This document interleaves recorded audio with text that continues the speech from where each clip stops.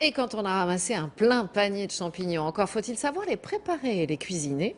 Le chef du restaurant du Palais Royal, Éric Fontanini, va nous donner toutes ses astuces pour une bonne dégustation. Bonjour et merci d'être avec nous. De rien, bonjour. Première chose, c'est une question très importante. Faut-il, oui ou non, laver les champignons? Jamais. On va appeler ça nettoyer les champignons. Et j'ai amené quelques champignons sur le plateau. Je Ils vais sont essayer de vous magnifiques montrer ça. d'ailleurs, hein. Ouais. On a des cèpes, des girolles et des trompettes de l'amande. Chaque champignon a sa particularité. Je vais essayer de pas en mettre partout. Je vais essayer de vous montrer comment on peut nettoyer un cèpe sans le plonger dans l'eau. Alors, le premier outil qu'on a tous à la maison, un pinceau Ouais. classique. Évidemment, on ne prend pas celui qui a servi à faire la peinture, même bien nettoyé. Ouais. Et on le brosse comme ça. Et quand on voit que les cèpes sont assez frais, hop, on voit bien qu'on arrive à tout de suite se débarrasser du plus gros. Et pour le pied, tout le monde voit qu'il y a toujours la partie en contact avec la terre. Ouais. Hop, on va simplement l'éplucher. Voilà. Alors, il y a un tout petit coup de main, mais c'est vraiment pas difficile. Non, Je c'est sais bien vrai. que tout le monde dit ça à la télé. Non, non, non, mais c'est vrai Mais que là, pour le c'est pas coup, compliqué. vous en êtes témoin. Ouais. Voilà, voilà, voilà.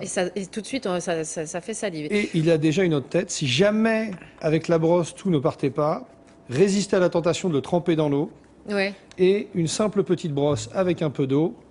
Et vous venez, comme ça, essayer d'enlever ce qui vous embête le plus. Alors, on va aller un tout petit peu plus vite. Première chose, petit ou gros morceau, quand on coupe les champignons, c'est quoi le mieux pour exhaler les saveurs? Alors, c'est toujours pareil. On a des beaux champignons bien fermes. On n'hésite pas à les laisser en gros morceaux, poêlés d'un seul côté, et on force pas la cuisson. On a des petits cèpes un peu véreux, un peu mangés par les limaces. On enlève les morceaux un peu abîmés, on les coupe en plus petits et on les fait sauter un peu plus longuement. Ça pose pas de Alors, problème. la poêlée de champignons, alors, il y a plein de possibilités. On a entendu de la nette, là, dans le reportage, C'est de l'ail, infini. du persil, de l'échalote. Qu'est-ce qu'il vaut mieux faire? Écoutez, les goûts et les couleurs, c'est compliqué. Le chef a toujours une ou deux pistes, mais je veux dire, si vous avez votre recette qui vous plaît, suivez-la. Petit conseil comme ça en plus, n'hésitez pas, c'est ce qu'on voit, on a fait ce matin avec les équipes. Oui. Poêlée de cèpe et on flambe avec une pointe de pastis.